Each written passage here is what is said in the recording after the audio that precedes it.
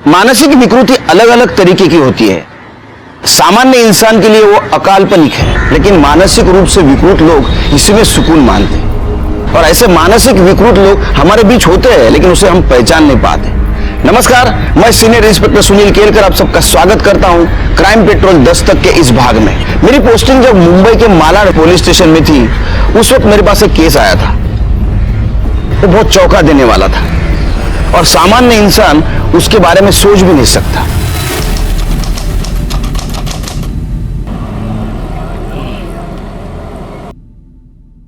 आय के लिए काढ़ा बना रहा हूं। उनकी तबीयत ठीक नहीं है ना? अरे जयेश भी ना, बार बार फोन किया जा रहा है। तूने आई से बात की? हाँ, वो उनकी तबीयत ठीक नहीं है ना। जैसी तबीयत ठीक होगी ना तो बात कर लूंगा पक्का। तू कुछ नहीं समझता, इतना टाइम नहीं है हमारे पास। रहने दे, तुझसे कुछ नहीं होगा। अरे नहीं। हेलो हेलो, अरे यार। हाँ जयेश, क्या यार कब से फोन कर रहा हूँ, तेरा फोन बिजी आ रहा है। जयेश, आई की तबीयत बहुत खराब है, उनके लिए काढ़ा बना रहा हूँ। मैं बाद में बात करूंगा तुमसे, ठीक है? ठीक है आई, बस 2 मिनट में तेरा काढ़ा तैयार है।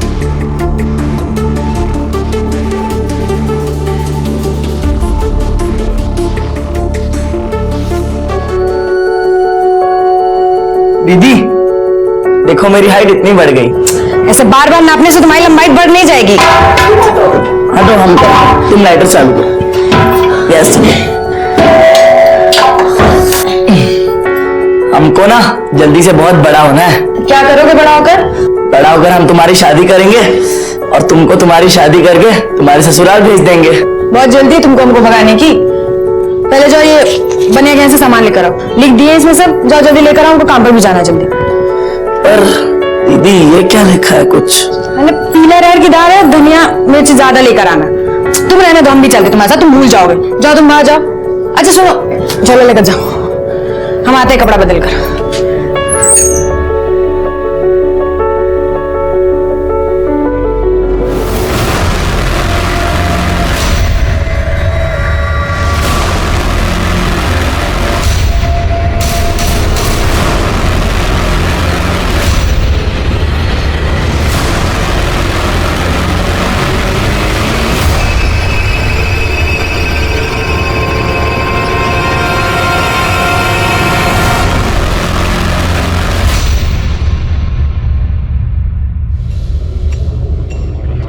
झाड़ू मार के अंदर आ जल्दी।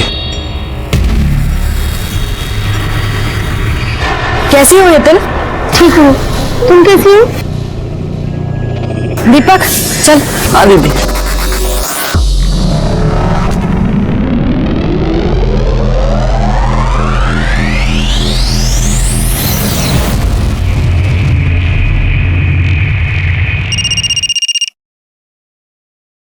हाँ बोल। हाँ साहब, आज रात 11 बजे मालाड बैक रोड पे असलम का काम होगा। Very good.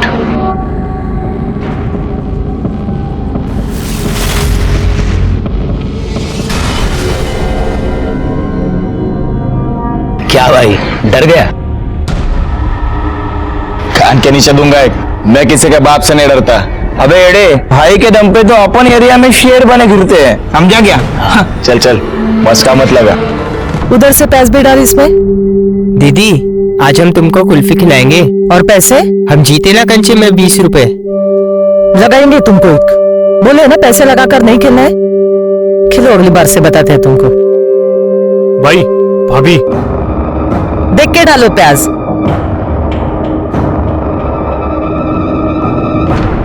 भाई ये साली तुमको ना बोली ना? अबे छोड़। आप रुको भाई, मैं आता हूँ। अरे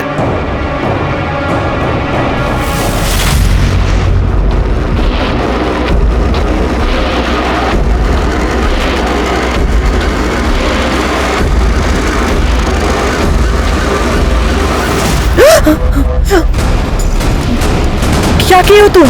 क्यों? जवानी संभल नहीं रही है तुझ पे? तेरी तो दीपक, ये तेरी इतनी हिम्मत मेरी बहन के साथ बदतमीजी करेगा? अरे पतिया, अरे तू पागल हो गया क्या तू? और तेरी हिम्मत कैसे हुई?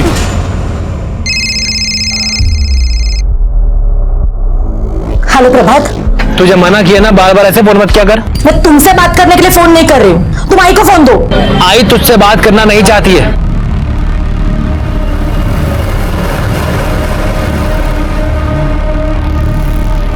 अरे डरता हूँ तुझसे। मेरे पे हाथ उठाएगा तू? मेरे पे हाथ उठाएगा? मेरे को मारेगा तू? मेरे को मारेगा? बच्चे को क्यों मारे हो? बीच में नहीं आने का, समझा? चल। और तू साले निकल इधर से, बस मेरे सामने नहीं आने का, नहीं तो गाड़ दूंगा। ए ले जा इसको, चल।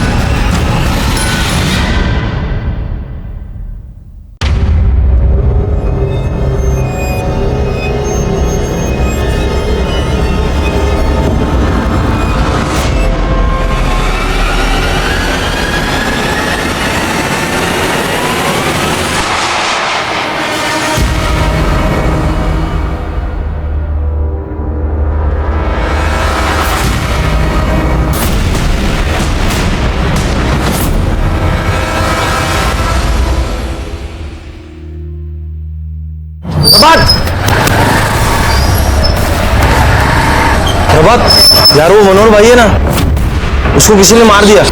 क्या? हाँ। तू क्या था? आई, मैं आता हूँ अभी। चल चल जल्दी चल।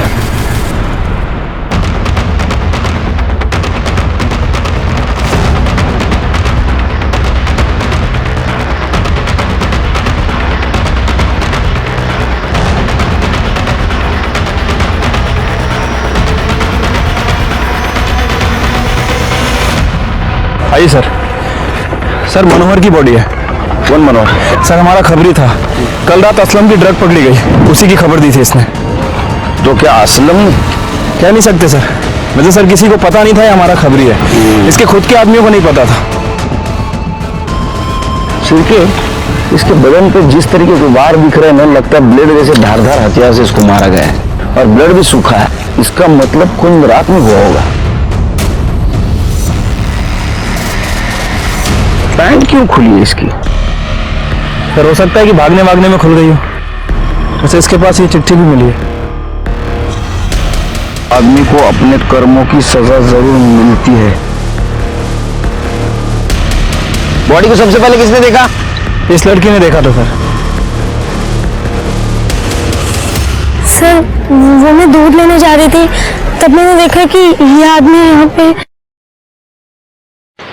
सिरके, जिस किसी ने इसको मारा है, लगता है बहुत नफरत करता था। असलम?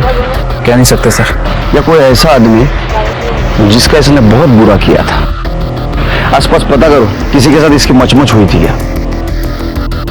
किसी को कुछ पता है इसके बारे में? साहब इसका तो रोज रोज का मचमच था, सही आदमी नहीं था साहब।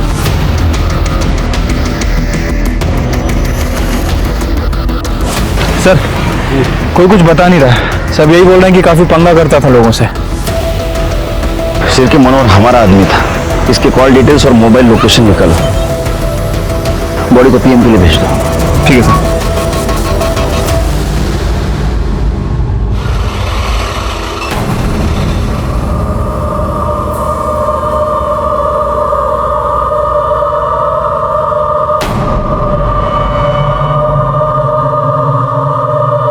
यहाँ क्या करी तू? चल चल।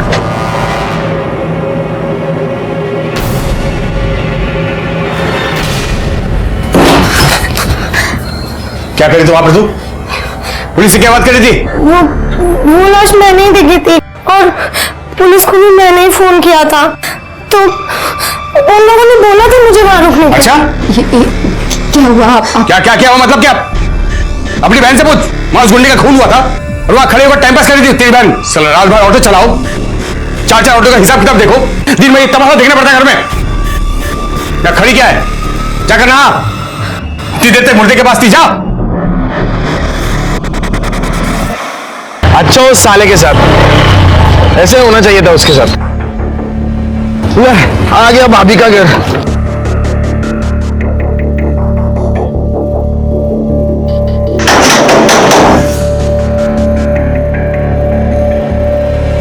मयूरी कहाँ है? कब से फोन कर रहा हूँ, उसे उठा क्यों नहीं रही है? तुम्हें पता है ना ये गर्ल्स का पीजी है, यहाँ बॉयज का ना अलाउड नहीं है, फिर क्यों आए हो यहाँ? देखो मुझे इतना बताओ, मयूरी कहाँ है? वो यहाँ नहीं है। यहाँ नहीं है?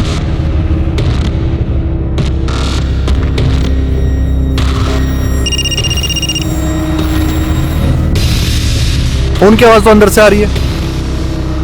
मयूरी, मयूरी मुझे तुमसे बात करनी है। मुझे तुमसे कोई बात नहीं करनी, तुम जाओ यहाँ से। देखो बस 2 मिनट दे दो, तुमसे बहुत जरूरी बात करनी है, प्लीज प्लीज। मैं बाहर जा रही, तुम्हें जो बात करनी कर लो। मयूरी मैं प्यार करता हूँ तेरे से। अब इन बातों का कोई मतलब नहीं है। तुम अपने आई से बात नहीं करोगे और वहाँ मेरे बाबा सतारा में मेरा रिश्ता तय कर रहे हैं। तुम शादी नहीं करना चाहते हो मुझसे, इसलिए हमेशा आई का बहाना बनाकर बस टाल देते हो। मयूरी तुम जानती हो ये बात सच नहीं है, मैं बहुत प्यार करता हूँ तुमसे। ठीक है, प्यार करते हो ना मुझसे, अपने आई से मिला दो, हम खुद उनसे बात कर लेंगे। मयूरी तुम जानती हो ना आई को लव मैरिज से कितनी नफरत है, वो बहुत चिढ़ती है इससे। तो बस मुझे थोड़ा सा टाइम दे दो, थोड़ा सा, मैं आई को सब समझा दूंगा। ठीक है, जल्दी कुछ करो, मुझे बहुत डर लग रहा है। हाँ मयूरी, मैं सब संभालूंगा, सब संभालूंगा। अच्छा सुन, रात को खाना मत बनाना, बाहर जाते खाना खाने के लिए। मस्का नहीं मार रहा हूँ, सही में बोल रहा हूँ। तुला काय करायचं ते करून दे, मी येणार नाही लग्नाला। ओके चल बाय।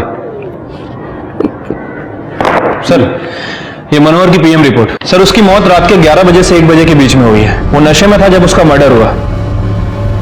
और सर एक शॉकिंग न्यूज भी है, मनोहर के साथ अननेचुरल तरीके से सेक्स किया गया था। क्या? हाँ सर उसकी बॉडी पे सीमेंट के ट्रेसेस तो नहीं मिले हैं, हो सकता है कि प्रोटेक्शन यूज किया गया हो, लेकिन सर उसकी बॉडी पर ब्लेड जैसी किसी शार्प चीज से वार किया गया था और उसी से उसका गला भी रेता गया था, जिसकी वजह से उसकी मौत हुई है। इसका मतलब इंपल्सिव होकर ये मर्डर नहीं किया है, पूरे प्लानिंग के साथ ही मर्डर हुआ है। हो सकता है सर। वैसे सर मैंने मनोहर के कॉल डिटेल्स और लोकेशन डिटेल्स चेक की थी। सर मनोहर ऐसे 2 आदमियों के टच में था जिससे वो रेगुलर बात करता था, सुनील और पक्या। सर ये दोनों साथ ही काम करते थे, लेकिन इन दोनों को पता नहीं था कि मनोहर हमारा खबरी है। और सर जिस दिन मनोहर के साथ ये वारदात हुई, इन तीनों की लोकेशन मार्केट एरिया की थी। सुनील और पक्के को लेके सर इन दोनों का फोन बंद है, इनकी लास्ट लोकेशन चौल की है। मैंने वहां पूछताछ की, लेकिन किसी को कुछ पता नहीं है। मार्केट में जाके पता करो उस रात क्या हुआ था। ठीक है सर।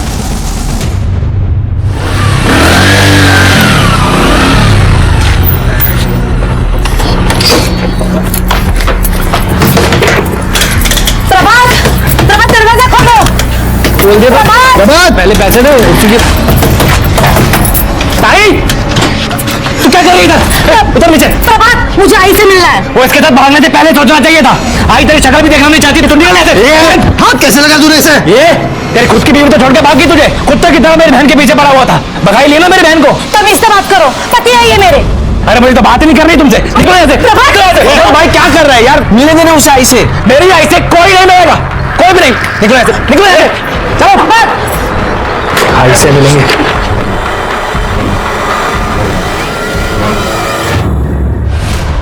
हाँ साहब, मैंने देखा था मनोहर का कुछ मशमश चल रहा था उसके लोगों के साथ में। साले उसके बारे में कुछ नहीं बोलने का, निकल।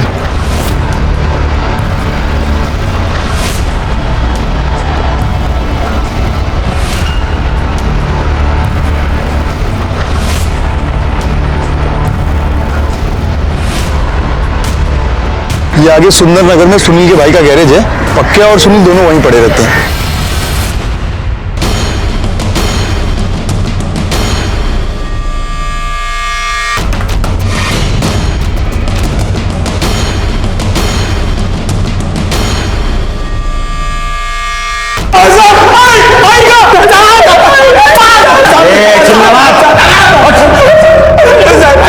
तुमको क्या लगा मनोहर को मार के बच जाओगे?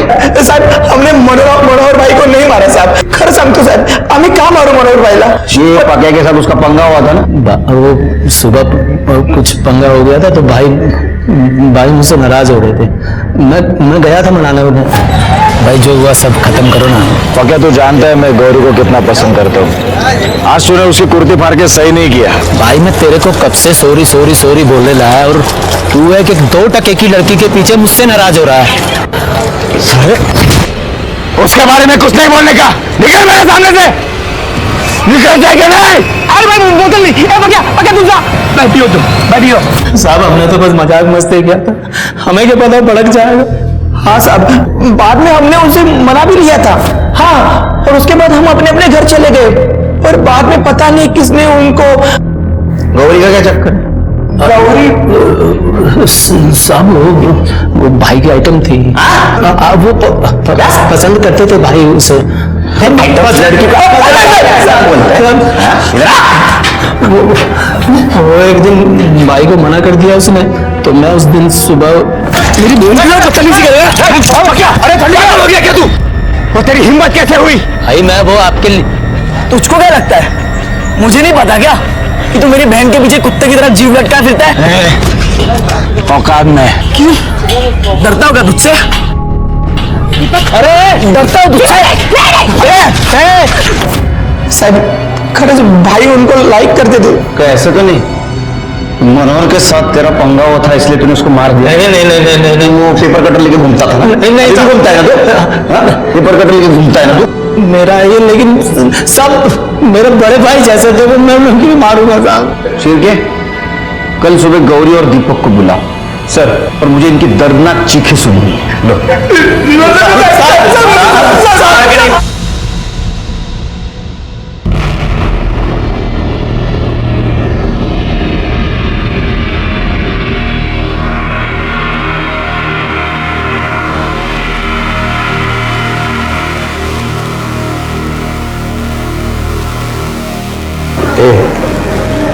मेरे लिए नींबू पानी बना के देना। सुन, चीनी तो चम्मच डालना। क्या है ना कि मुझे ज्यादा मिठास पसंद है।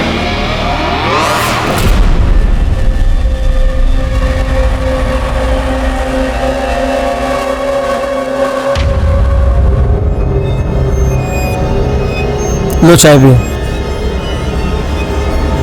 4 चम्मच शक्कर की चाय दिमाग की बत्ती जलाए। तुम्हारे माँ बाप का है? सर हमारा कोई नहीं है। बचपन में माँ गुजर गई थी और पापा के साथ 2 साल पहले बिहार से यहाँ आए हैं। दिमागी बुखार के कारण पापा का भी डेथ हो गया। तब से हम ही दोनों हैं। तो मनोहर के आदमियों ने तुम्हारी बहन के साथ पहले बदतमीजी की, बाद में तुम्हें मारा। गुस्सा तो बहुत आया होगा ना? गुस्सा तो आएगा ना सर, वो हमारे पीछे पड़ गया था। छोड़ो हमारा रास्ता। अरे हम प्यार करते हैं तुझसे। हम तुम्हारे जैसे गुड्डे के साथ कोई रिश्ता नहीं रखना चाहते। अरे तो शादी कर लो ना हमसे, सारे टेढ़े काम छोड़कर एकदम सीधे बन जाएंगे। कहते हैं ना अच्छे वाले पति। हमें वो बिल्कुल पसंद नहीं था, तो ऊपर से वो घटिया हरकत करने लगा। तो मनोहर के आदमियों ने तुम्हारा कुर्ता ब्लेड से काटा, इसलिए तुम्हारे भाई ने उसका गला ब्लेड से काटा। नहीं सर, हमने कुछ नहीं किया। हमारे भाई ने कुछ नहीं किया है सर, हम सही कह रहे हैं, इसने कुछ भी नहीं किया। जाओ, शहर छोड़ के नहीं जाएगा। आपने इन्हें जाने क्यों दिया सर? शिरके मनोहर के साथ पहले रेप किया गया, बाद में उसकी हत्या हुई। इस लड़के को देख के ये नहीं लगता कि ये ऐसा करेगा। फिर भी नजर रखो इन पे। असलम का क्या हुआ? सर खबरियों को काम पे लगा दिया, जल्दी पता चल जाएगा।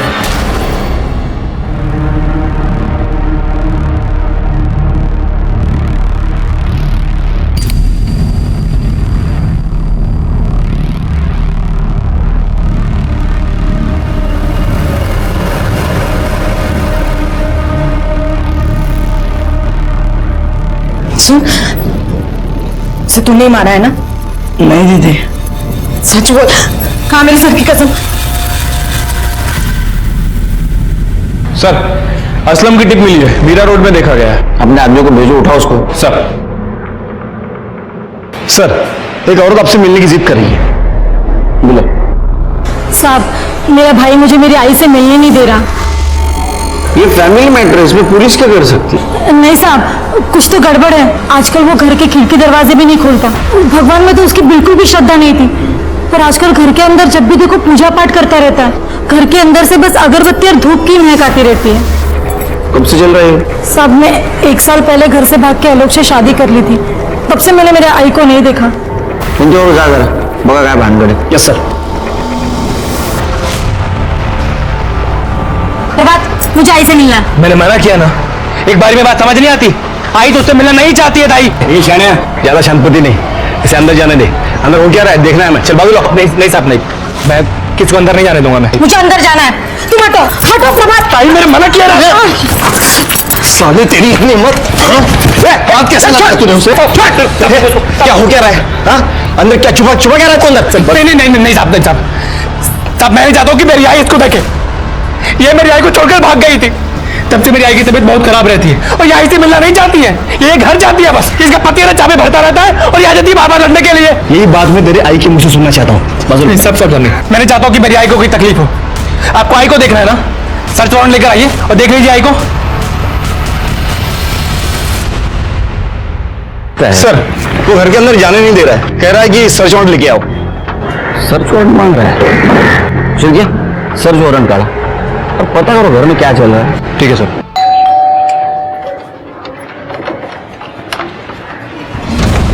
सर्च वारंट चाहिए था ना तुझे, ये ले।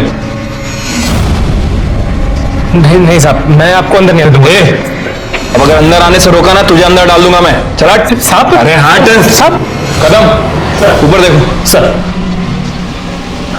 वो धुआं है इधर, वो पूजा पाठ कर रहा है क्या आजकल?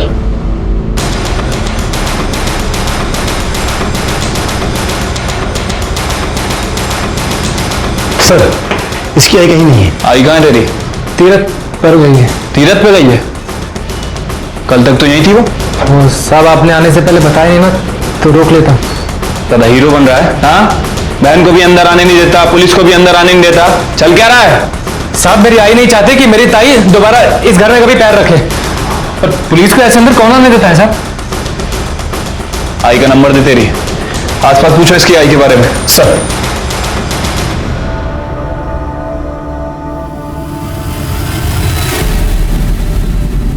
उसकी आई से बहुत दिनों से मिली तो नहीं हूँ, लेकिन उनका बेटा आता है कभी चाय पत्ती लेने तो कभी चीनी लेने। जब से उनकी बेटी भाग गई है ना, तब से उनकी तबीयत ही ठीक नहीं रहती है, इसलिए वो घर से बाहर नहीं निकलती।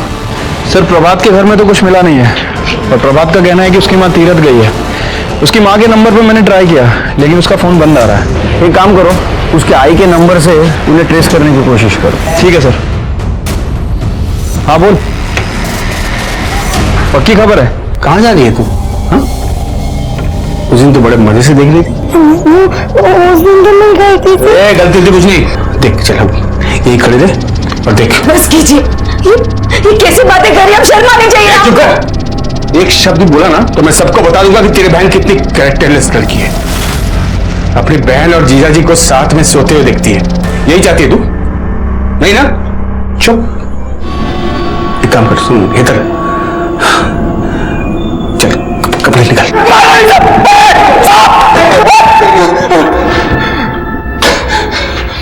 तेरा ड्रग वाला जहर तू स्कूल के बच्चों के रोगों में भरता है ना? मनोहर को भी तूने ही मारा है ना? मनोहर को मैं क्यों मारूंगा साहब? क्योंकि तेरे को पता चल गया था तेरी ड्रग वाली टिप उसने हमें दी है, इसलिए तूने उसको मारा। नहीं साहब, अभी तक मुझे पता नहीं था, लेकिन अभी आपने मुझे बताया कि उसने मेरी टिप दी है, तो अल्लाह कसम अगर आज वो जिंदा होता ना तो मैं उसे मार देता। चिरके, इसको तब तक मारो जब तक सच न बोले। नहीं साहब, नहीं साहब। मनोहर हमारा आदमी था और उसका बहुत भयानक तरीके से खून किया गया था और बहुत विकृत तरीके से उसके ऊपर बलात्कार किया गया था, लेकिन इस केस में हमें लीड नहीं मिल रही थी। मनोहर को क्यों मारा था? वो हमारा आदमी था इसलिए या कोई और वजह थी?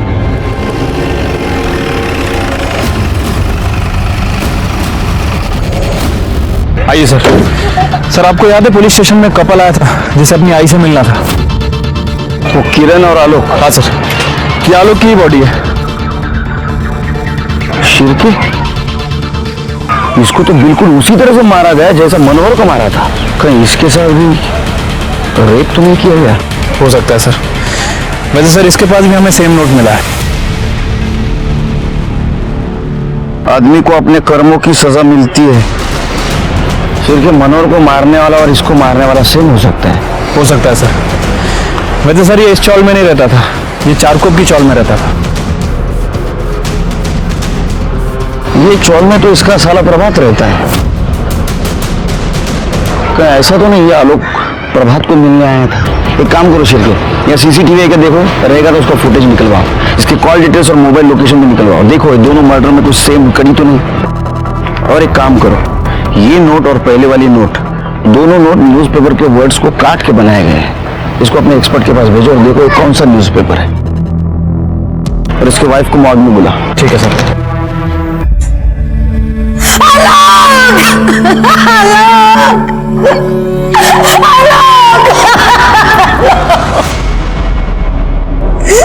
प्रभात ने किया ये सब, उसी ने मारा है मेरे पति को। वो नफरत करता था आलोक से। क्या आलोक उस चाल में प्रभात से मिलने गया था? वो सब मुझे नहीं पता, लेकिन उसी ने मारा है।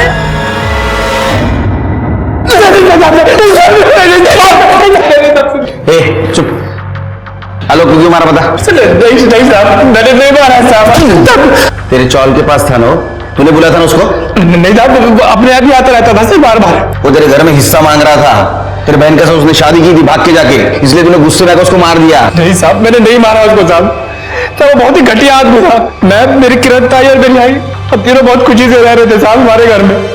उसने मेरी किरण ताई को बहका कर उनसे शादी कर ली साहब। उसकी तो पहली बीवी उसे छोड़कर भाग गई थी, इतना घटिया आदमी है वो। तेरी आई कहाँ है? तेरी आई का फोन बंद है, हम ट्रेस करने की कोशिश कर रहे थे, और उस समय से बंद है जिसके एक दिन पहले पुलिस तेरे घर पे आई थी। ऑन नहीं हुआ है फोन। साहब मैं तो खुद बहुत परेशान हूँ साहब। मेरी किरण ताई जब से घर में पुलिस लेकर आई है ना, मेरी आई बहुत परेशान थी साहब। मेरी आई को शांति चाहिए थी, उन्हें तीर्थ पे जाना था, वो तीर्थ पे चली गई, फोन बंद कर दिया। तब से लेकर अब तक मुझे फोन नहीं किया साहब, मुझे नहीं पता साहब। तो ऐसा तो नहीं कि तेरे आई ने किरण को कबूल किया था हिस्सा देने के लिए, इसलिए तूने गुस्से में आकर तेरे आई को मार दिया तूने, सच है क्या नहीं? साहब मेरी आई नहीं मर सकती है साहब।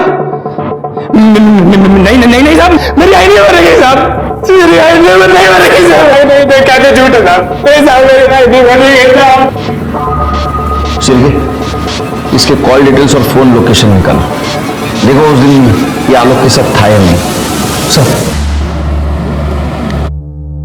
सब बहाने बना रहे, कोई रखने के लिए तैयार नहीं है। दीदी मुझे यहाँ नहीं रहना, मैं कुछ भी कर लूंगी, लेकिन मुझे यहाँ से जाने दीजिए।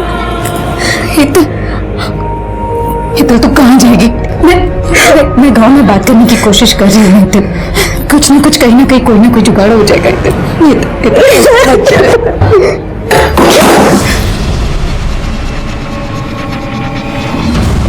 क्या बात है, दोनों बहनों को बड़ा प्यार आ रहा है एक दूसरे में।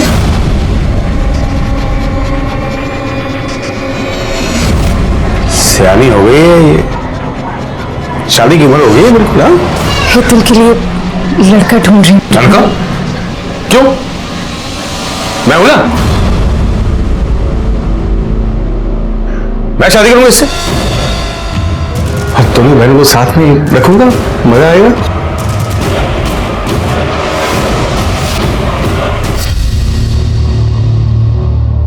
तुम दोनों जाओ, मुझे थोड़ा आराम करना है, बाद में मिलता हूँ,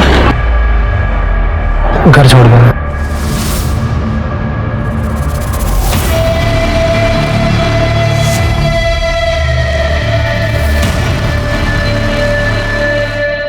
सर, आलोक की पीएम रिपोर्ट आ गई है सर। रिपोर्ट के हिसाब से उसकी मौत रात के 11 बजे से 1 बजे के बीच में हुई है। बॉडी पे बहुत सारे स्लिट के निशान हैं, उसका गला भी रेता गया सर, और सर आलोक के साथ भी रेप किया गया था। ये काम किसी सीरियल किलर का लगता है शिरके।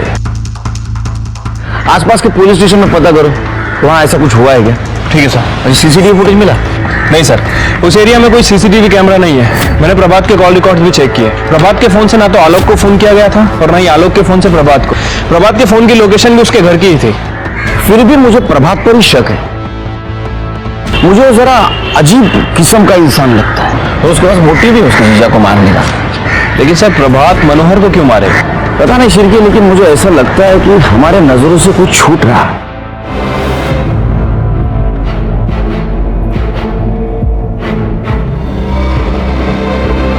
दीदी तू भी चलना मेरे साथ। नहीं हितल, मैं नहीं आ सकती, तुझे पता है ना, मैं यहाँ सब कुछ संभाल लूंगी। हाँ दीदी, अपना ध्यान रखना है। हाँ हितल, तू भी जा।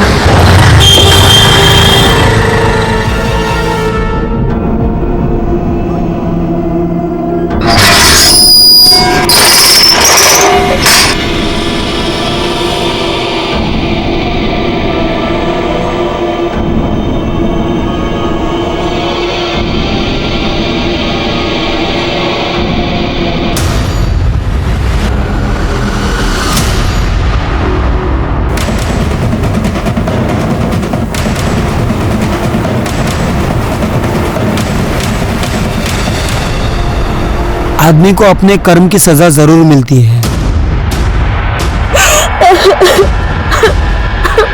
शिर्के, ये खून भी उसी ने किया।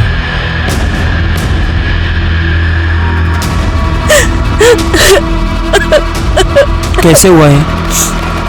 पता नहीं साहब, ये कल रात ऑटो लेकर बाहर गए थे और दोपहर में खाना खा के सो गए। फिर जब मैं जगाने आई तो देखा ये। किसकी ऑटो चला रही है? साहब, हमारे खुद के 4-5 ऑटो है, उसमें से एक ऑटो ये भी चलाते हैं। कोई घर में घुस के खून करता है और आपको पता नहीं? आप कहाँ थी? मैं सो रही थी। बाजू में? नहीं, वो मेरा महीना चल रहा है और यहाँ मंदिर भी है, तो इस कमरे में नहीं, मैं दूसरे कमरे में सो रही थी। शिर्के, आसपास पता करो इसके बारे में और ये भी पता करो कि इस घर में किसी ने किसी को आते जाते देखा था क्या? ठीक है सर। बहुत ज्यादा खिचखिच करता था साहब। घर में 3 ही लोग रहते हैं साहब, अनिल, उसकी बीबी किंजल और उसकी साली हेतल। हर वक्त वो गुस्सा करता था उनके ऊपर। और वो हेतल तो गौरी की दोस्त है। किसी को आते जाते देखा था घर में? नहीं साहब, लेकिन अनिल सही आदमी नहीं था। ये हेतल कहाँ है अभी? पता नहीं सर। सर, बाहर तो किसी ने भी अनजान आदमी को आते जाते नहीं देखा, लेकिन सर लोगों का कहना है कि ये आदमी बहुत गुस्से वाला था, अपनी बीबी और साली पर काफी गुस्सा करता था। हेतल नाम है इसकी साली का। हेतल? वो तो कहीं नहीं दिख रही है। आपकी कोई बहन भी है हेतल? जी साहब। कहाँ है वो? साहब, वो 2 दिन पहले ही अपने गांव चली गई। शिर्के, बॉडी को पीएम के लिए भेज दो। ओके। शिर्के, ये मार्ग देख रहे हो?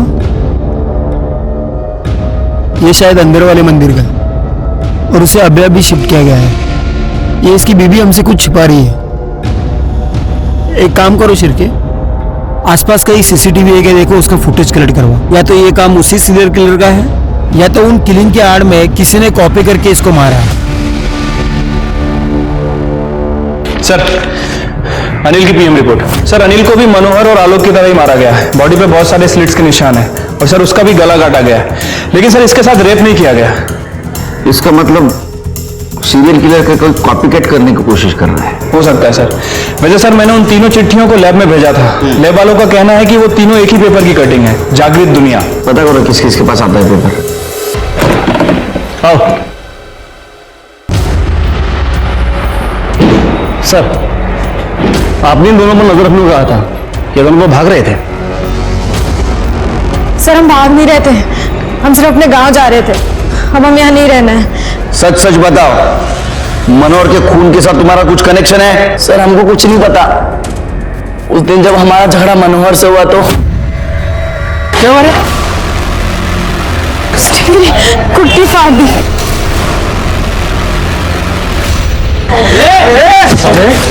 तू मेरे पे हाथ उठाएगा? मेरे पे हाथ उठाएगा तो? मेरे पे हाथ उठाएगा तो? अपनी औकात में रहने का समझा? निकल यहाँ से! आइंदा मेरे सामने नहीं आने का, नहीं तो जिंदा कर दूंगा। अरे प्रभात का क्या चक्कर है? उसकी माँ का कुछ पता चला? सर अभी तक छानबीन चल रही है, जल्दी पता चल जाएगा।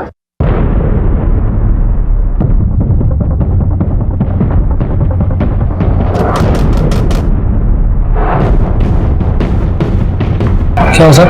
हट। अरे हट सब, क्या हुआ? तलाशी लो पूरे घर की, एक एक कोना छान मारना। सब लिया तो था तलाशी में। चुप।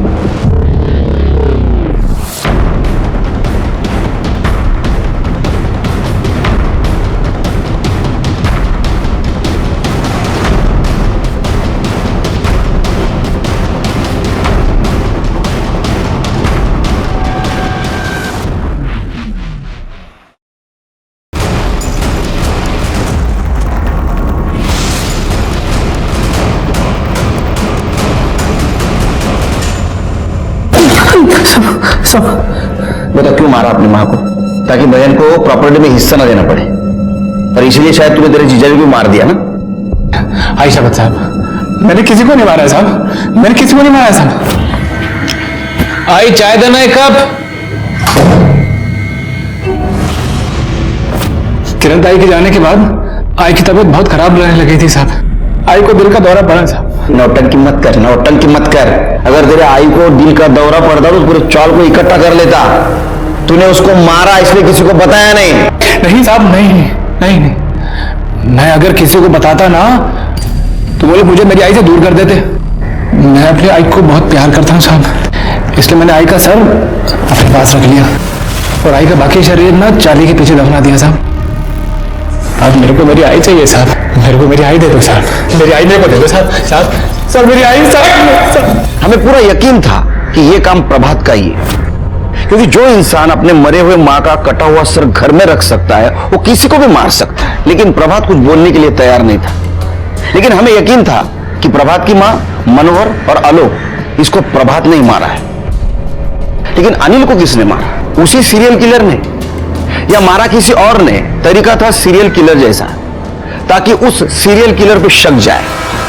सब मेरी बात तो सुनो साहब, मेरा दोस्त बहुत अच्छा है साहब, वो किसी को नहीं मार सकता साहब। चुप, पुलिस के डंडे खाएगा ना सब सच बताएगा।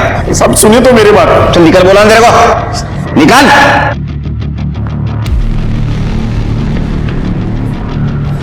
सर ये किंजल के घर के बाहर का सीसीटीवी फुटेज है। सर किंजल ने हमें बताया था कि हेतल 2 दिन पहले गांव गई थी, लेकिन ये फुटेज देखिए सर, किंजल 2 दिन पहले नहीं बल्कि उसी दिन दोपहर में गांव गई थी, और ठीक उसी समय के आसपास अनिल का मर्डर भी हुआ था। किंजल को ले गया। ठीक है सर। साहब मेरा पति बहुत गलत आदमी था, मैं तो बस हेतल को किसी अच्छी जगह रखना चाहती थी, अपने पति से बचाकर। तो उससे बचा नहीं पाई, इसलिए दोनों ने उसको मार दिया। नहीं साहब, ऐसा नहीं है। वो हमारी चाली में जयेश नाम का लड़का है। मैं चाहती थी कि जयेश और हेतल की शादी हो जाए। जयेश भी अनाथ है, इसलिए मैंने। लेकिन भाभी मैं शादी नहीं कर सकता। जयेश हेतल बहुत अच्छी लड़की है। भाभी तू समझ क्यों नहीं रही है? कैसे बताऊं मैं तुम्हें? भाभी मुझे लड़कियों में इंटरेस्ट नहीं है, मुझे लड़के अच्छे लगते हैं।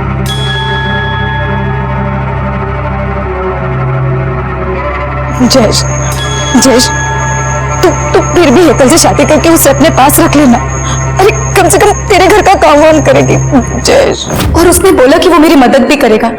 और मैं हेतल को छोड़कर घर वापस आई और घर पर आकर देखा तो मेरा पति मर चुका था। उसे किसी ने मार दिया होता साहब। आपने आपके पति के इस गलत हरकतों के बारे में और किसी को बताया था? किसी को भी नहीं, बस जयेश को।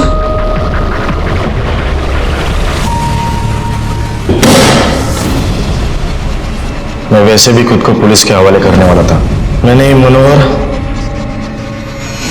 आलोक और किंजल के पति अनिल को मारा है। उन लोगों को जीने का कोई हक नहीं था। प्रभात मेरे भाई जैसा है, लेकिन उसकी माँ प्रभात की और मयूरी की शादी नहीं होने देना चाहती थी, इसलिए मैं उसको मिलने के लिए गया। अरे तू समझती क्यों नहीं? मुझे कुछ नहीं सुनना है, मैंने एक बार बोल दिया ना मतलब ना। तू मुझे बार बार मत समझाने को आना। लेकिन बात तो सुन मेरी, मैं क्या कह रहा हूँ सुन तो सही, मैं क्या कह रहा हूँ सुन तो सही। मैं मुझसे बहुत प्यार करती थी। प्रभात तो मेरा भाई से भी बढ़कर है। अरे एक ही तो है वो जिसने इस अनाथ से इतना प्यार किया। इसीलिए उस मनोहर ने पूरे बाजार में उस दीपक के चक्कर में प्रभात को मारा था, तो इसीलिए मैंने मनोहर को मार दिया। उसका जीजा ही सारे फसाद की जड़ था। तेरा भाई प्रभात बहुत रोया उसके वजह से, इसलिए मैंने उसे भी मार दिया। और किंजल ने मुझे उसके पति के बारे में सब बताया। मुझसे रहा नहीं गया साहब। ऐसे पापियों को जीने का कोई हक ही नहीं है। मार दिया मैंने उसको। तेरे किसने बोला रे इन सबको मारेगा तो महान कहलाएगा? हत्या कहला। मनोहर, आलोक, अनिल और प्रभात की मां का खून जयेश ने किया। उसने कबूल किया, उसको सजा मिली। प्रभात की मां इतने दिनों से गायब थी, तो उसकी पूछताछ करने उसके घर कोई क्यों नहीं गया? हम एक समाज में रहते हैं, हम एक समाज का हिस्सा है, तो ऐसे में अड़ोस पड़ोसियों की जानकारी रखना बहुत जरूरी है। हो सकता है हमारे पड़ोसियों को हमारी मदद की जरूरत हो या हमें उनके मदद की जरूरत हो। देखते हैं हमारे आज के एपिसोड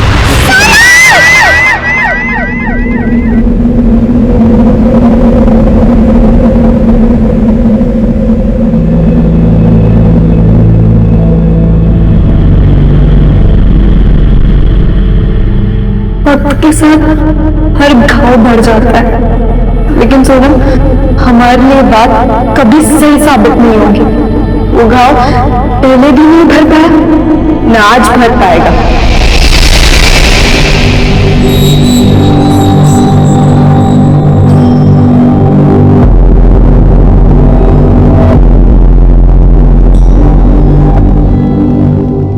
ए रुक, क्या हुआ?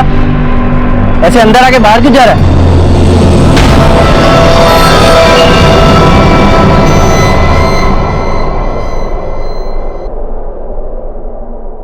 Happy birthday to you. Happy birthday dear Sonam. Happy birthday to you. देखो मैंने तुम्हारा एक भी बर्थडे मिस नहीं किया, और अब इस बार का बर्थडे तो स्पेशल वाला बर्थडे है, क्योंकि अब हम एडल्ट हो गए, वी आर 18 नाउ, और अब हम अपनी लाइफ का डिसीजन खुद ले सकते हैं। और इसलिए सोनम मैंने आज डिसाइड किया है कि मैं दुनिया को बता दूंगी कि तुम मिसिंग नहीं थी, तुम्हारा मर्डर हुआ था।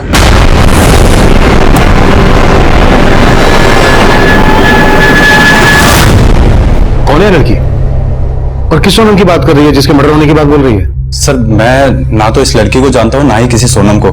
मुझे तो बस ये सीडी मिली थी इस लैपटॉप में जो कल ही सेकंड हैंड खरीदा था मैंने। कहां से खरीदा था? सर एक कबाड़ वाले से। एक्चुअली कल मैं इंद्रपुरम मार्केट में था और वहीं कबाड़ वाले के पास ये लैपटॉप देखा था मैंने। सर लैपटॉप का चार्जर नहीं था उसके पास, लेकिन कंडीशन देखकर ये लैपटॉप उस कबाड़ वाले से खरीद लिया मैंने। दरअसल मेरे पास घर में पुराने लैपटॉप का चार्जर पड़ा था जो इसमें लग गया सर। लैपटॉप बिल्कुल चालू कंडीशन में था, लेकिन उसकी सीडी ड्राइव में एक सीडी थी। सर जैसे ही सीडी प्ले की उसमें इस लड़की की फुटेज मिली। मुझे लगा कि आपको सब आके बता देना चाहिए। बिल्कुल सही किया तुमने। Confessions of murder. I know तुम मुझे ब्लेम करती हो कि मैंने अब तक ये सच छुपाए रखा, लेकिन तब ये बात किसी को बताना मेरे लिए बहुत मुश्किल था। मैं बहुत डरी हुई थी सोनम, लेकिन अब मैं तुम्हें इंसाफ दिलवाऊंगी।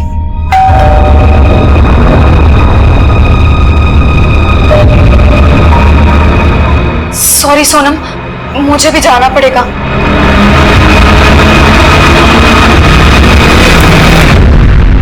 तरुण प्लीज थोड़ी देर बाहर वेट करो।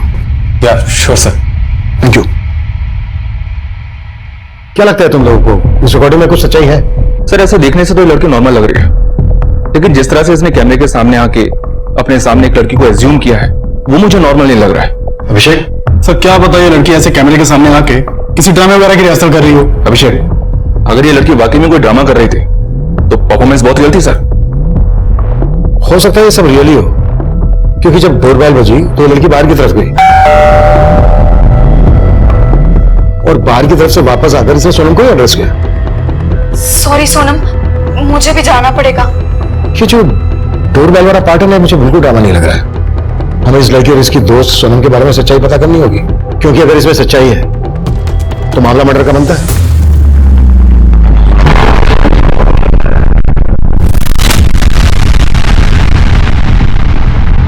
नमस्कार, मैं senior inspector Abhimanyu Jindal, crime petrol Dastak में आप सभी का स्वागत करता हूं। आज जो केस मैं आप लोगों के सामने रखने जा रहा हूं, ये केस जब हमारे पास आया तब हमें इस बात का बिल्कुल भी अंदाजा नहीं था कि ये वाकई में कोई मर्डर केस है या फिर ये हमारा वक्त जाया करने वाला है। लेकिन हम हमारी जिम्मेदारी निभाना चाहते थे। हमारी सबसे बड़ी मुश्किल ये थी कि हमें उस लड़की के बारे में कुछ भी पता नहीं था जो सीडी की फुटेज में किसी सोनम नाम की लड़की के मर्डर होने का दावा कर रही थी, और वो किस सोनम की बात कर रही थी हम ये भी नहीं जानते थे।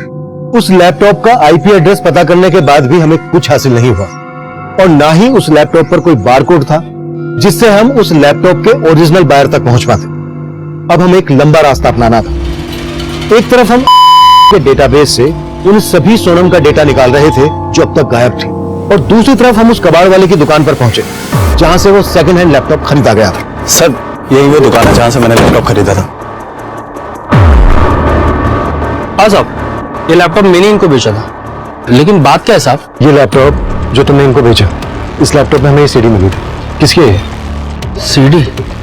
सीडी के बारे में तो कुछ नहीं जानता साहब, लेकिन ये लैपटॉप मैंने कबाड़ में खरीदा था। किससे खरीदा था? साहब मेरे आसपास के मोहल्ले में बहुत सारे कबाड़ वाले, वो घर घर जाके कबाड़ खरीदते हैं और वही माल मुझे बेचते हैं।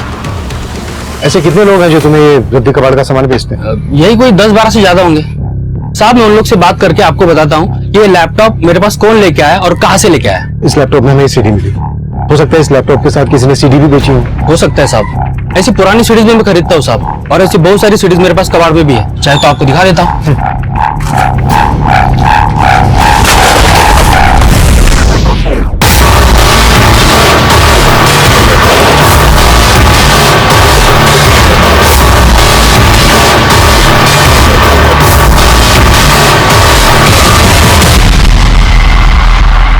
सर ये तो बिल्कुल ऐसी सीडी है। कन्फेशंस ऑफ मर्डर 2, बिल्कुल सेम सीडी है। मनीष, मुझे जल्द से जल्द वो रद्दी कबाड़ वाला चाहिए जिसने ये लैपटॉप और सीडीज को बेचा। Okay sir. अरे देखो ऐसी कोई और भी सीडी मिलती है क्या?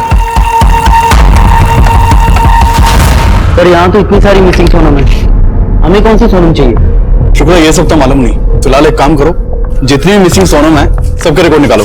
सर ये सोनम का चक्कर ना मुझे बड़ा घन चक्कर लग रहा है। आपको याद है जब नोटबंदी हुई थी तब भी एक सोनम ऐसी फेमस हुई थी, वो सोनम जो बेवफा थी, जिसका नाम सबकी जुबान पे था, लेकिन वो कौन है किसी को मालूम ही नहीं था। सर कहिए वही सोनम तो नहीं? शुक्ला। Sorry sir.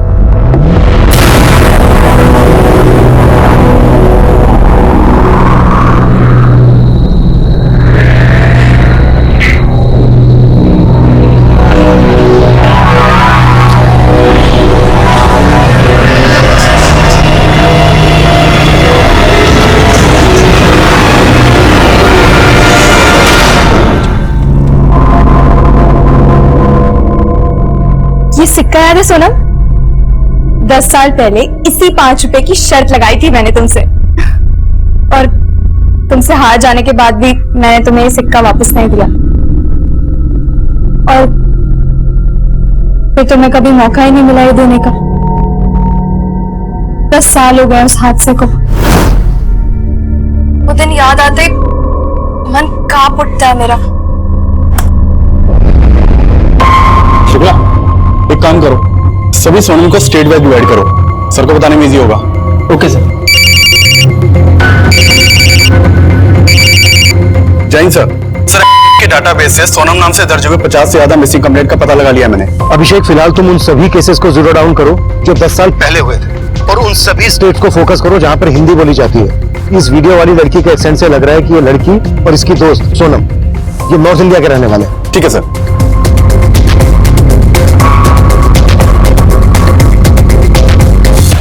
मैं अभी तक नहीं उभर पाई उस हादसे से, पर जब तुम थी वो भी क्या दिन थे। हम घंटों घंटों खेलते रहते थे। रेडी? हाँ ठीक है। 1 2 3।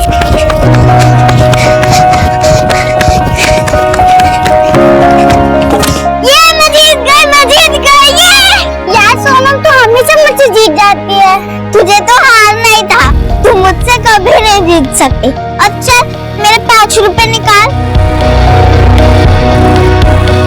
मेरे पास सिर्फ यही 5 रुपए है। ऐसा करती हूँ मैं तुझे कल दे देती हूँ। अच्छा ठीक है चल अब चल। और मैं हमेशा तुम्हें टालती रहती थी। मैंने सोचा था अगली बार जीत जाऊंगी तो हिसाब बराबर हो जाएगा, पर हमारा हिसाब आज तक बराबर नहीं हो पाया। और मुझे पता है तुम बेस्ट हो, तुम्हारे जैसे हमारे गांव में कोई नहीं था। गांव? और इसी बात से मैं तुमसे जेलस फील होती थी, पर मैंने कभी तुम्हें नोटिस नहीं होने दिया। लेकिन अब तुम्हें खोने के बाद मुझे अपने आप पे बहुत गुस्सा आता है। मैं अपने आप को कोसती थी। मैं ऐसे कैसे सोच सकती थी तुम्हारे बारे में। लेकिन अब मैं सब कन्फेस करूंगी।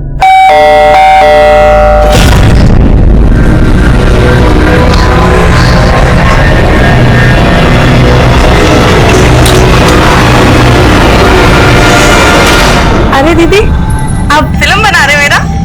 अरे नहीं नहीं, तुम आओ ना अंदर, मुझे ना चाय बना के दे दो।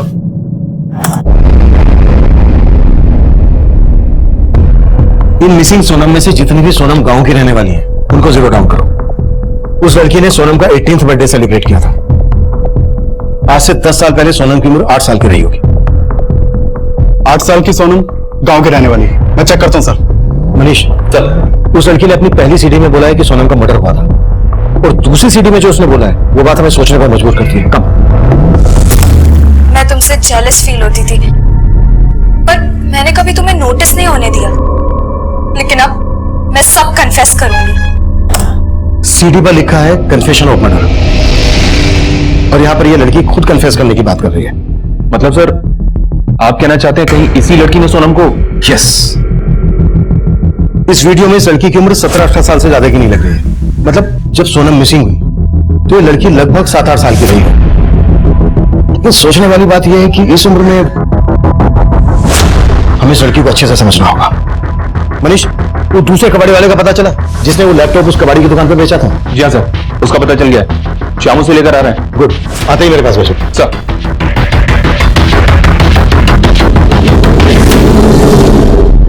साहब मैं अलग अलग कॉलोनी में जाके घर घर जाके कबाड़ खरीदता हूँ साहब। वो सब मालूम है हमें। ये लैपटॉप किससे खरीदा था वो बोल।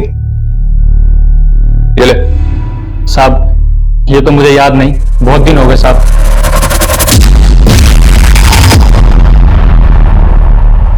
इस लड़की से खरीदा था?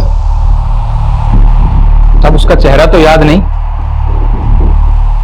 लेकिन हाँ साहब, अब ये लैपटॉप मुझे किसी औरत ने ही बेचा था साहब। हाँ रखो, इधर रखो। कबाड़ है। हाँ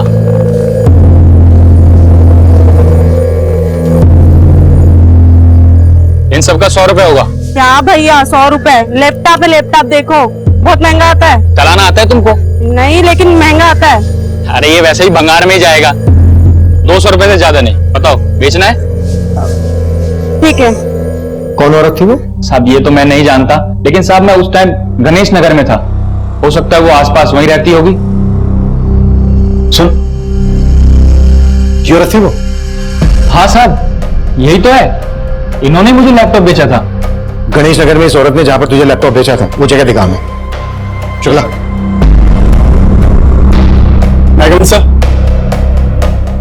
सर की डाटाबेस से एक 8 साल की सोनम त्रिपाठी की मिसिंग रिपोर्ट मिली है, जो गोमती नगर के बुधवा गांव के रहने वाली है, और ये 10 साल पहले से मिसिंग है। सर ये केस अभी तक बैकलॉग में है। बुधवा गांव, गोमती नगर। इस कबाड़ वाले ने गणेश नगर में जहां से लैपटॉप खरीदा था वहां से गोमती नगर लगभग 65-70 किलोमीटर दूर होगा। हाँ सर, इसीलिए लग रहा है कि हमें जो सोनम चाहिए वो यही सोनम त्रिपाठी हो सकती है। मनीष, गोमती नगर थाने से इस सोनम त्रिपाठी की डिटेल्स निकालो। सर।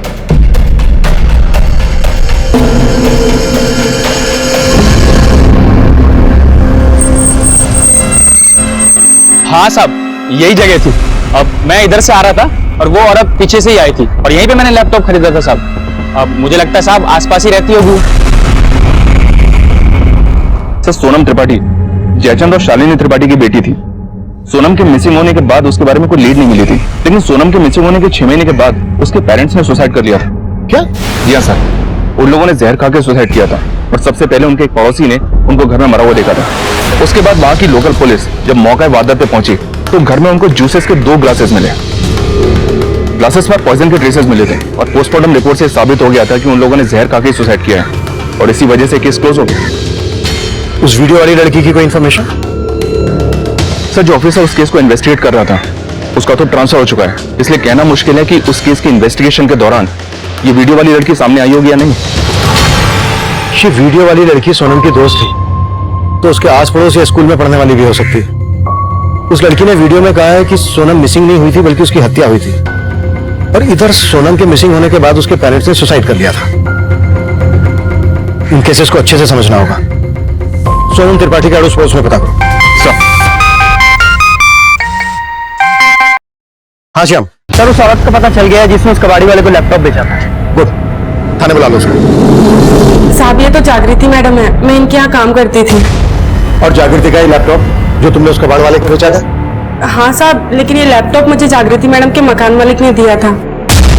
जागृति का मकान मालिक? तो जागृति का है? मालूम नहीं साहब अभी वो कहाँ है, लेकिन पहले वो पारिजात कॉलोनी में किराए पे रहती थी। जागृति का मकान मालिक कौन? नाम क्या उसका? अब मुकेश वर्मा। जागृति का ये लैपटॉप उसके मकान मालिक के पास कैसे आया जो उसने तुम्हें दिया? साहब वो 3 महीने पहले अचानक से जागृति मैडम कहीं चली गई थी। कहाँ चली गई? मालूम नहीं साहब, लेकिन वो अपना सारा सामान मुकेश भाई के घर पे ही छोड़ के चली गई थी और मकान का किराया भी नहीं दिया था, और साहब मेरी तनख्वाह भी बाकी थी, इसीलिए मुकेश भाई ने ये लैपटॉप मुझे दे दिया। साहब हाँ बुलाया था, कोई काम है क्या? हाँ सुन, ये जो भी जागृति का सामान है ले जा। मैं? हाँ। जागृति मैडम के बारे में कुछ पता चला क्या? अरे उसके बारे में मालूम चलता तो उसका सामान तुम्हें क्यों देता? उसकी तरफ से तुम्हारी तनख्वाह बाकी है ना। हाँ। तो जो भी तुम्हारे काम लगे तुम ले लो, बाकी सब फेंक दो। साहब उनके सामान में ये लैपटॉप और बहुत सारी सीडी थी जो मैंने कबाड़ में बेच दी थी। कमाल है तुम और तुम्हारा मुकेश भाई। और कौन कौन रहता था जागृति के साथ? साहब वो अकेली ही रहती थी। उनको देख के कभी लगा नहीं था साहब कि मेरा पगार दिए बिना गायब हो जाएंगी। बहुत सीधी सादी थी साहब, और बाकी लोग जैसे चिकचिक भी नहीं करती थी। दीदी चाय। और वो दीदी आपको सब्जी लाने के लिए बोले थे ना, तो अगर आप नहीं ला सकते तो मुझे बोल देते, पैसे दे दोगे तो मैं ले आऊंगी। मैं पैसे देती, पर दीदी अभी पैसे दोगे सब्जी लाने जाऊंगी तो देर हो जाएगी ना। अब मैं खिचड़ी बना दूं? ठीक है, तुझे जो आसान लगे वो बना ले, पेट ही तो भरना है। साहब कोई तो दुख था उनको, हमेशा ना गुमसुम सी रहती थी, पता नहीं अचानक से कहाँ चली गई। जागृति का मोबाइल नंबर तो होगा तुम्हारे पास? नहीं साहब, उन्होंने कभी अपना मोबाइल नंबर नहीं दिया। जागृति के उस मकान का मैं एड्रेस दो जहां पर वो किराए पर रहती थी। और जागृति का मकान मालिक कहाँ रहता है?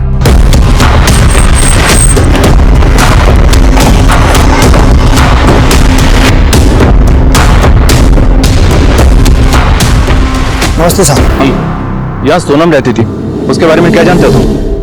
सोनम अपने माँ बाप की इकलौती बेटी थी, और अचानक उसके खो जाने से उसके माँ बाप ये सदमा शायद बर्दाश्त नहीं कर सके, और इसीलिए उन्होंने शायद आत्महत्या कर ली। कि सोनम के परिवार में और कौन कौन था? सोनम के पापा के बड़े भाई हैं। सोनम के माँ बाप को देखने के बाद सबसे पहले मैंने उनको ही फोन किया था। हेलो, क्या? फिर कुछ समय पहले सोनम के ताऊ ने ये मकान बेच दिया था। अच्छा, जागृति है सोनम की बचपन की दोस्त, इसे पहचानते हो तुम? नहीं साहब, मुझे नहीं याद आ रहा, और ये तो बड़ी हो गई है साहब, मैं कैसे पहचानूंगा? अच्छा, ये सोनम के ताऊ कहाँ रहते हैं? साहब वो वैशाली में रहते। सर मुझे सच में नहीं पता कि जागृति अचानक से कहाँ गायब हो गई थी, और मुझे ये भी नहीं मालूम कि जागृति इस घर में अकेली रहने वाली थी, जबकि ये घर मैंने जागृति और उसके भाई को दोनों को किराए पे दिया था। जागृति का भाई? हाँ सर, लेकिन जब भी मैं किराया लेने आता था मैंने उस लड़के को अभी देखा नहीं है।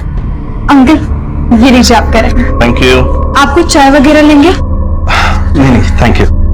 आपका भाई नजर नहीं आ रहा? अच्छा वो गौतम, वो बाहर गया हुआ है।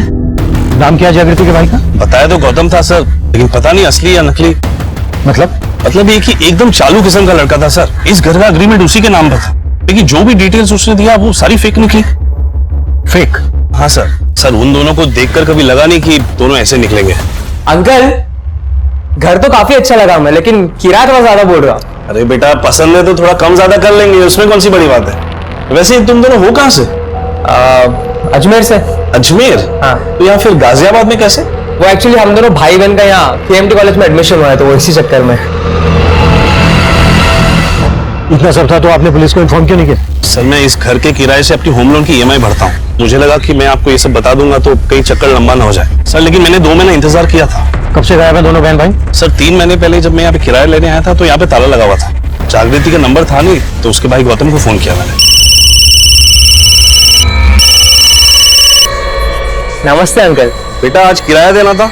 हाँ तो मेरी बहन घर पे होगी ना, उनसे ले लीजिए। मैं घर के बाहर खड़ा हूँ, यहाँ पर ताला लगा हुआ है। क्या? अंकल मैं आपको 2 मिनट में कॉल बैक करता हूँ, ठीक है? फिर उसने मेरा फोन उठाना भी बंद कर दिया सर, और कुछ दिन बाद उसका फोन बंद आने लगा। फिर मैंने अपने अजमेर के एक रिश्तेदार को उनका अजमेर का एड्रेस दिया, बोला जाकर पता करो, लेकिन सर एड्रेस ही गलत था। मैं क्या करता सर, इसलिए मैंने उनका सारा सामान निकाल दिया और घर किराए पर दे दिया।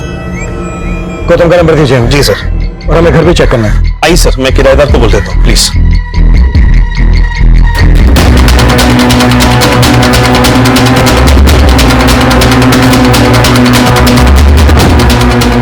अभिषेक,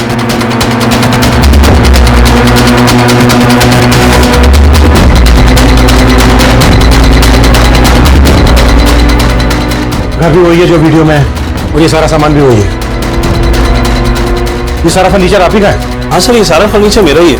सर जब हम यहाँ पर रहने आए थे तो इस कबाड़ के अंदर कुछ सामान था जो हमारे कुछ काम का नहीं है, तो हमने वो सामान एक बॉक्स में रख के इस पलंग के नीचे रख दिया है।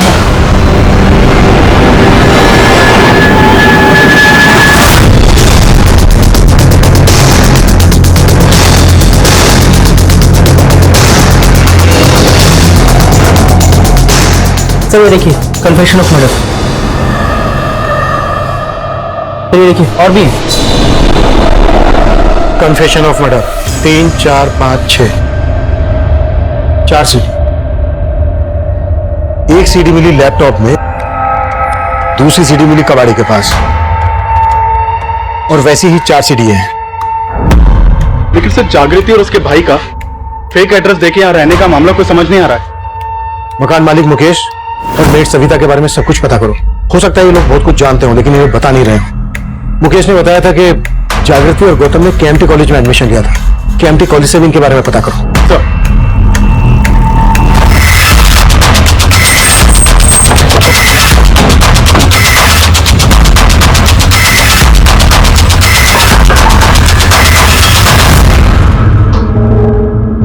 जी साहब, हम आपसे सोनम मिसिंग केस और उसके पेरेंट्स के सुसाइड केस के बारे में कुछ बात करना चाहते हैं। इस लड़की के बारे में मैं कुछ नहीं जानता सर, लेकिन इतने सालों बाद आप ये सब क्यों पूछ रहे हैं? क्योंकि हम सोनम मिसिंग केस दोबारा ओपन कर रहे हैं। क्या सोनम के बारे में आपको कुछ पता चला है क्या? पता तो नहीं चला, लेकिन हमें ऐसा लग रहा है कि सोनम मिसिंग नहीं हुई थी, बल्कि उसका मर्डर हुआ था। मर्डर? हाँ, हो सकता है सोनम के पेरेंट्स को इस बात का पता हो। क्या उन्होंने आपसे कभी इस बात का जिक्र किया? नहीं सर, वो तो इसी उम्मीद में बैठे थे कि सोनम उन्हें मिल जाए। किसे पता था वो ये सब कर लेंगे। हमारा आकलन ये कह रहा था कि सोनम त्रिपाठी ही वो बच्ची होगी जिसकी हत्या की बात वो लड़की कर रही थी, जिसकी पहचान जागृति के नाम से हुई थी। लेकिन सोनम के परिवार, पड़ोस, रिश्तेदार, स्कूल, कहीं से भी हमें जागृति की बैकग्राउंड की कोई लीड नहीं मिली थी। और सोनम के कातिल का पर्दाफाश करने वाली जागृति 3 महीने से गायब थी। ये कई आपराधिक संकेत दे रहा था। सवाल यह भी था कि क्या जागृति को इसलिए गायब कर दिया गया था क्योंकि वो सोनम के कातिल का पर्दाफाश करने वाली थी, और तब जागृति के सामान में मिली बाकी की सीडीज इस केस को और भी पेचीदा करने वाली थी। सोनम, उसने सिर्फ तुम्हें ही नहीं मारा था, बल्कि मुझे भी अंदर से खत्म कर दिया था। पर मैं तुम्हें ये बात कभी बता नहीं पाई, जबकि मैं जानती थी कि वो हमेशा से तुम्हारा पीछा कर रहा था। उसको सब पता था कि हम कब कहाँ मिलते थे, कहाँ खेलने जाते थे।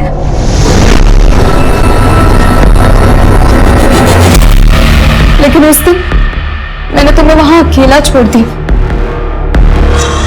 काश मैं तुम्हारे साथ कुछ देर और रुकती। जैसे ही मैं गई थी वो आ गया था और तुम्हें मैंने तुम्हारी चीख सुनी थी, मैं तुम्हारी तरफ भागी थी, लेकिन पता नहीं वो तुम्हें कहाँ ले गया।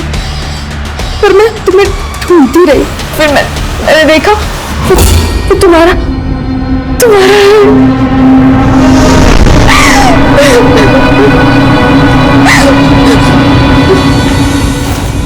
और फिर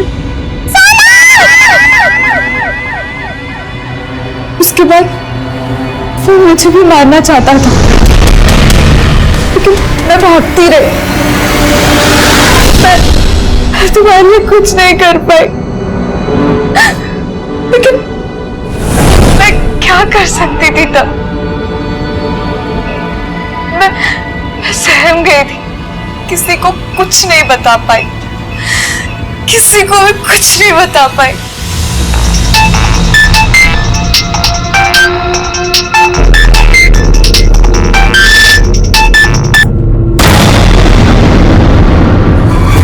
मिट्स सविता और मकान मालिक मुकेश ने कहा था कि जागृति के पास कोई मोबाइल फोन नहीं था, लेकिन इस वीडियो में तो इसके पास मोबाइल फोन दिख रहा है। Right sir.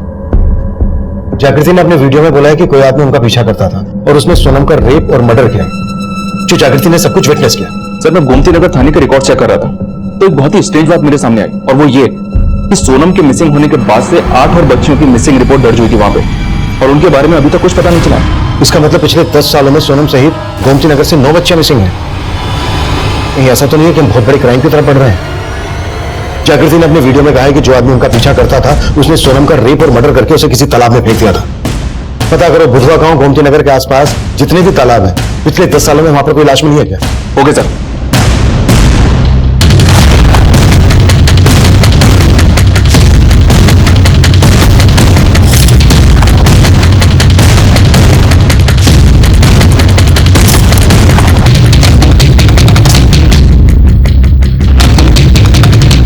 Sir yes coming.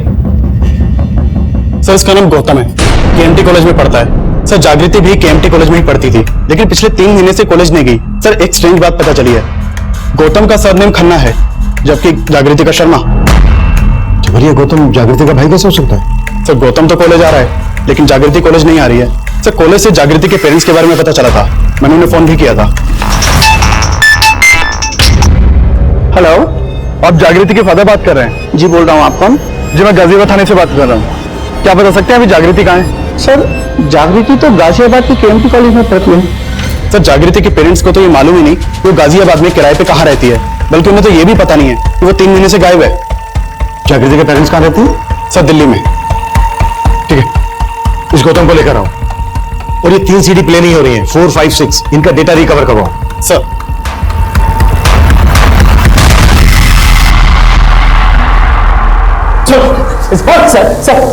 Sir मैं मानता हूँ कि मैं जागृति का भाई नहीं हूँ, पर सर मैंने वो मकान जागृति के लिए ही लिया था।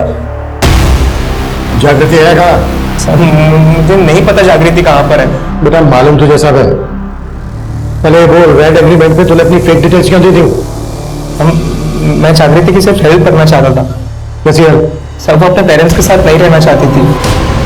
सर फिर मैंने उसे बोला कि अगर हम भाई बहन बन के जाएंगे तो हमें मकान इजीली मिल जाएगा और फ्यूचर में कोई प्रॉब्लम ना हो, इसीलिए मैंने फेक एड्रेस प्रूफ दिया।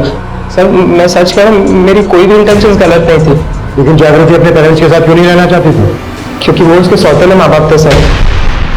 सौतेले माँ बाप? हाँ सर, जब जागृति 9 साल की थी तो उन्होंने उसे ममता ऑर्फनेज से अडॉप्ट किया, लेकिन जागृति की उससे बनती नहीं थी सर। उसे जब भी रेंट और पैसों की जरूरत पड़ती थी तभी वो अपने सौतेले माँ बाप को कांटेक्ट करती थी। मुझे तो खुद ही समझ में नहीं आ रहा कि वो एकदम से गायब कहाँ हो गए। ज्यादा होशियारी मत दिखा, अगर हमें बाद में पता चला ना कि तू हमसे कुछ छिपा रहा है, तू जानता है ना क्या होगा तेरा। सर मैं सच कह रहा हूँ, मुझे नहीं पता। मैं नहीं जानता कि जागृति कहाँ है। जागृति का मोबाइल नंबर तो होगा तेरे पास? हाँ सर है, वो मेरे फोन में जो आपके पास है।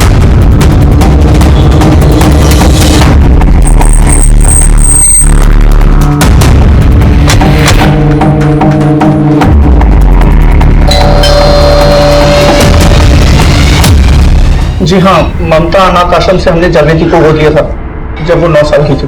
और सोनम नाम की भी किसी लड़की का उसने हमसे कभी कोई जिक्र नहीं किया।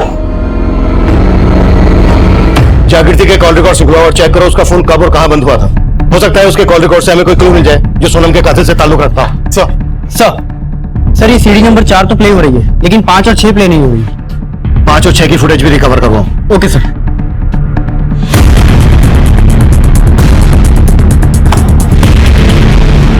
सोनम, तुम्हारे कितने सपने थे।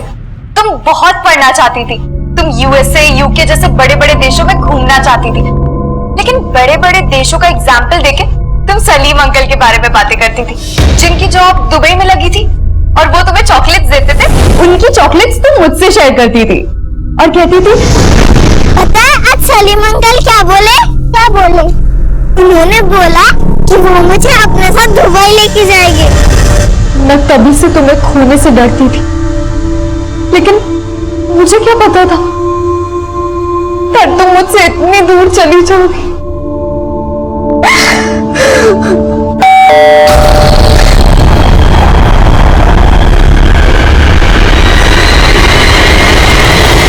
सरप्राइज फॉर यू जागृति, पार्टी करेंगे सब लोग।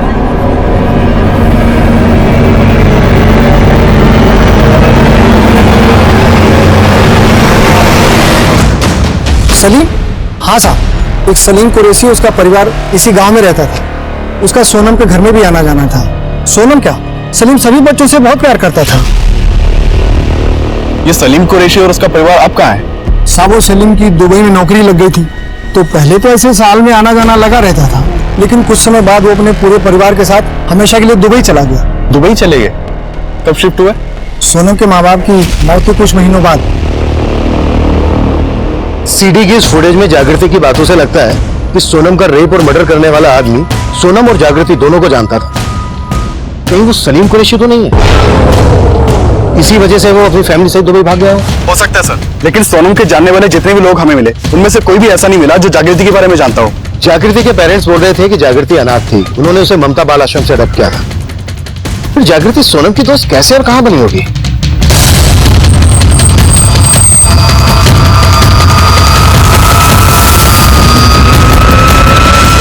मैंने 9 साल पहले जागृति को यहाँ से अडॉप्ट किया था। ये जागृति अनाथालय में आई कब थी? सर, एडॉप्शन के करीब 1 साल पहले उसे कोई अनाथालय के बाहर छोड़ गया था। सर, हमने उससे बात करने की कोशिश की थी, लेकिन उसने हमें कुछ नहीं बताया था कि उसे यहाँ कौन छोड़ गया था। हमने उसके माता पिता रिश्तेदार के बारे में पूछा, लेकिन उसने हमें कुछ नहीं बताया, यहाँ तक कि अपना नाम भी नहीं बताया। जागृति नाम भी हमने ही उसे दिया है।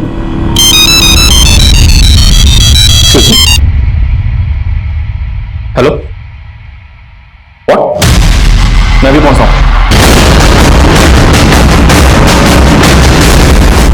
हाँ मनीष।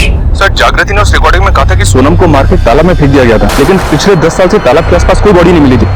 लेकिन अभी यहाँ गोमती नगर के तालाब के पास टूरिया नाम की एक बच्ची की लाश मिली है, जो कुछ ही दिनों पहले मिसिंग हुई थी। यानी ये 9वीं बच्ची है जो सोनम के बाद मिसिंग हुई थी? जी हाँ सर, और इस बॉडी को देखकर भी ऐसा ही लग रहा है ये केस भी रेप और मर्डर का है।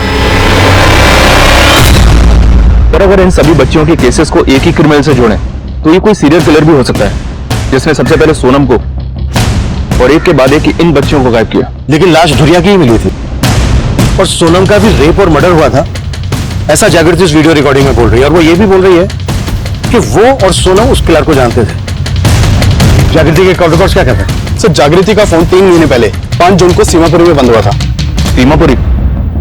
सर, सीमापुरी वैशाली से ज्यादा दूर नहीं है, और वैशाली में सोनम का ताऊ रहता है। सोनम का ताऊ? सोनम के गायब होने और उसके पेरेंट्स के सुसाइड करने का सबसे ज्यादा फायदा सोनम के ताऊ को ही हुआ है। हो सकता है सोनम के पेरेंट्स की आत्महत्या उसके ताऊ की कोई साजिश हो। लेकिन सर, हमें सलीम कुरैशी के बारे में भी नहीं भूलना चाहिए, क्योंकि सोनम के पेरेंट्स की डेथ के बाद वो अपनी फैमिली को लेकर दुबई शिफ्ट हो गया था। वो सब मालूम चला है कि हर साल वो दुबई से इंडिया आता है।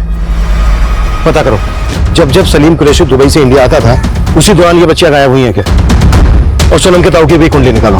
सर, सोनम के ताऊ और उसके दुबई वाले अंकल सलीम कुरैशी पर शक करने की वजह थी, लेकिन ये केस इतना पुराना था कि मौजूदा वक्त में सबूतों के लिए जोड़ तोड़ करना मुश्किल साबित हो रहा था। और हैरान कर देने वाली बात यह भी थी कि जागृति, जो सोनम की बेस्ट फ्रेंड होने का दावा कर रही थी, उसे सोनम से जुड़े लोग नहीं जानते थे, और जागृति को जानने वाले लोग भी सोनम के बारे में नहीं जानते थे।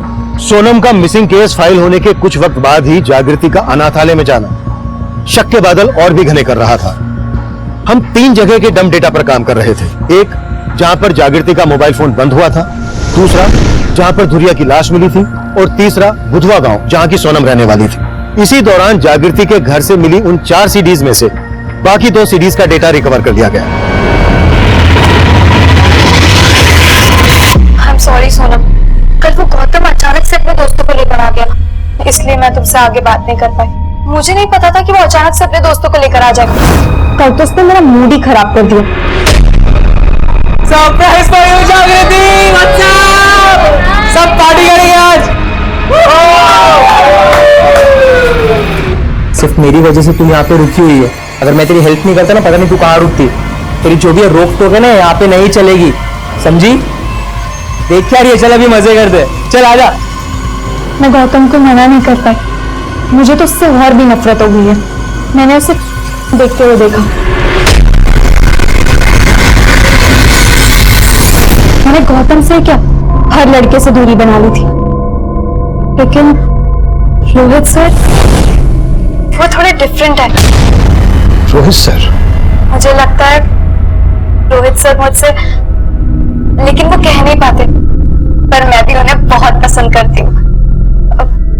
वो ना बहुत हेल्पफुल है और मुझे भी तो उनकी हेल्प चाहिए ना।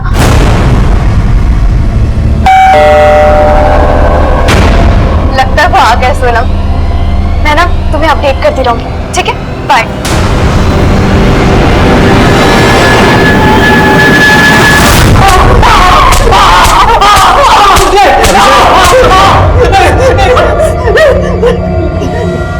जागृति को तूने गायब किया ना? हाँ, बोल कहाँ है वो? सर मुझे नहीं मालूम सर कहाँ है वो। कहीं ऐसा तो नहीं है कि तूने उसका मर्डर कर दिया? नहीं सर, मैंने कुछ नहीं किया सर, सच कह रहा हूँ सर, वो पक्का।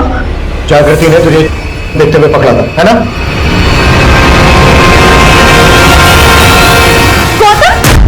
हाँ? तो शर्म नहीं आती है? क्या है इसमें? सब लोग देखते हैं, नॉर्मल है। It's a crime. मैं तुम्हारे बारे में पुलिस को बता दूंगी। जागृति, पुलिस को मत बताना। आई प्रॉमिस, मैं वापस नहीं देखूंगा। वो नहीं मानी इसलिए तुमने उसको मार डाला? नहीं सर, मैंने जागृति को नहीं मारा सर, सच कह रहा हूँ मैं। अरे रोहित सर कौन है? कौन रोहित सर? मैं किसी को नहीं जानता सर, सच कह रहा हूँ मैं। सर जागृति के नंबर से जिस नंबर पे लास्ट कॉल हुआ था वो नंबर किसी रोहित सिंह के नाम पे रजिस्टर्ड है। मैंने चेक किया, इस रोहित का फोन अक्सर उसी एरिया में एक्टिव रहता था जहां जागृति गायब रहती थी।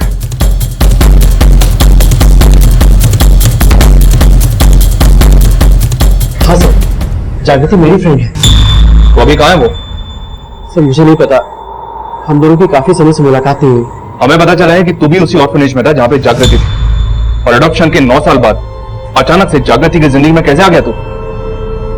सर मैं जागृति को पहले से पसंद करता था। जब बड़ा हुआ तो मैंने अपने आप को अपने बल पर सेटल किया, एक अच्छी जॉब भी पाई।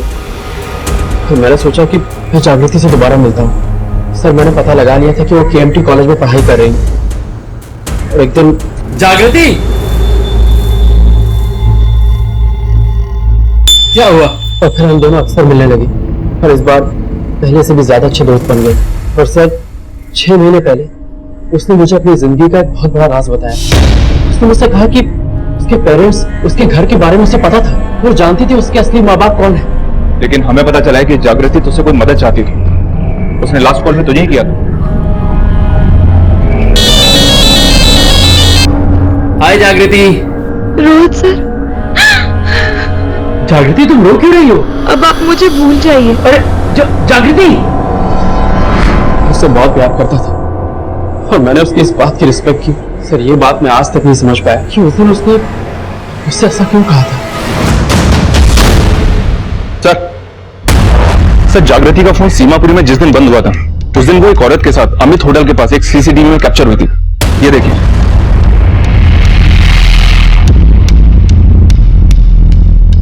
और सर सीमापुरी, सोनम का बुधवा गांव और वो तालाब जहां पे हमें धुरिया की लाश मिली थी, इन तीनों जगहों के डंप डेटा में एक कॉमन नंबर मिला है जो बुधवा गांव के एड्रेस पे रजिस्टर्ड है। किसका नंबर है? सर किसी भुवन कुमार के नाम पे रजिस्टर्ड है।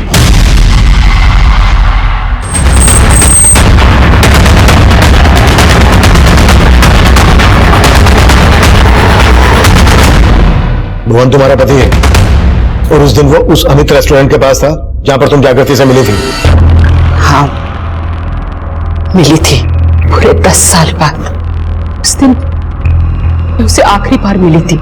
मैं ऐसी भागी औरत हूँ जिसने अपने बेटे को जीते जी अनाथ बना दिया। जागृति तुम्हारी बेटी है? जागृति नहीं, मेरी बेटी का नाम श्वेता है। उसके बाप ने उसकी जिंदगी नर्क बना दी। मेरी बेटी को अपना आवाज का शिकार बना दिया जब वो बेचारी 7 साल की थी। फिर इस दरिंदे की नजर सोनम पे पड़ी जिसके साथ मेरी श्वेता खेला करती थी। सोनम मैं घर जा रही हूँ, मुझे थोड़ा काम भी है। चल बाय बाय।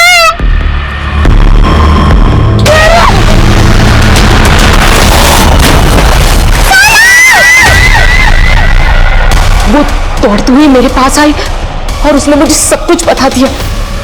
पापा ने सोनम के साथ गंदा काम किया, फिर उसे मार के तालाब में फेंक दिया और मेरा पीछा करते हुए आ रहे हैं। मैंने अपनी श्वेता को उसके नजरों से बचाकर अनाथालय छोड़ दिया। मुझे लगा मैंने उसे बचा लिया, लेकिन मैं गलत थी।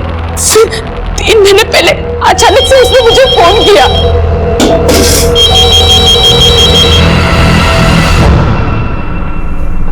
हेलो माँ, श्वेता, तू? आप मुझे भूल गए ना? अब तो मैं आपको याद भी नहीं आती होंगी। नहीं बेटा, ऐसा मत बोल। मैं तुझे कैसे भूल सकती हूँ? मैं तो तुझसे मिलने अनाथालय भी जाती थी, लेकिन मैं आपकी बेटी नहीं बन पाई तो किसी और की बेटी कैसे बन पाती? लेकिन अब मैं बच्ची नहीं रही। आप अपने पति से डर के उसे बचाती रही, लेकिन मैं नहीं। अब मैं सोनम को इंसाफ दिलाऊंगी। देख श्वेता, तू ऐसा कुछ नहीं करेगी। हाँ, मैं तुझे कह रही हूँ ना, तू ऐसा कुछ भी नहीं करेगी। तो तुमने अपने पति को बचाने के लिए उसे मना किया और उस दिन उस अमित रेस्टोरेंट के पास मिलने के लिए बुलाया। वो बिना मुझसे कुछ बोले वहां से चली गई और मुझे नहीं पता था कि मेरा पति वहीं पे था। उस दिन सरला को जब उसने फोन किया तो मैंने सरला को उससे बात करते हुए सुन लिया था, और अगले दिन जब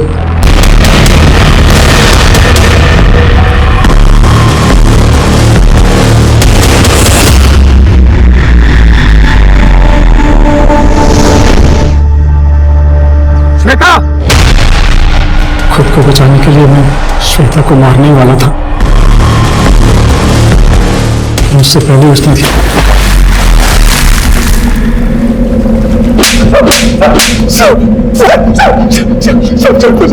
और कितने बच्चों को शिकार बनाया तूने?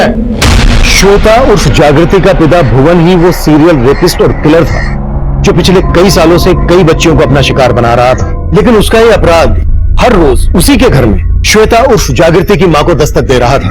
लेकिन हैरान कर देने वाली बात यह है कि उसकी मां ने अपने पति को बचाने के लिए अपनी ही बच्ची को अनाथ कर दिया। 8 साल घर की चारदीवारी में और बाकी के 10 साल मन के अंधेरों में गुजारने के बाद अपने डर से जीतकर श्वेता उर्फ जागृति अपने पिता की सच्चाई दुनिया के सामने लाना चाहती थी। लेकिन अफसोस उसकी मां ने ही उसका साथ नहीं दिया। अब मैं सीनियर इंस्पेक्टर अभिमन्यु जिंदल आप लोगों से विदा लेता हूं। आपसे फिर मुलाकात होगी एक नए केस के साथ। स्वस्थ रहिए, सतर्क रहिए और देखते रहिए क्राइम पेट्रोल दस्तक।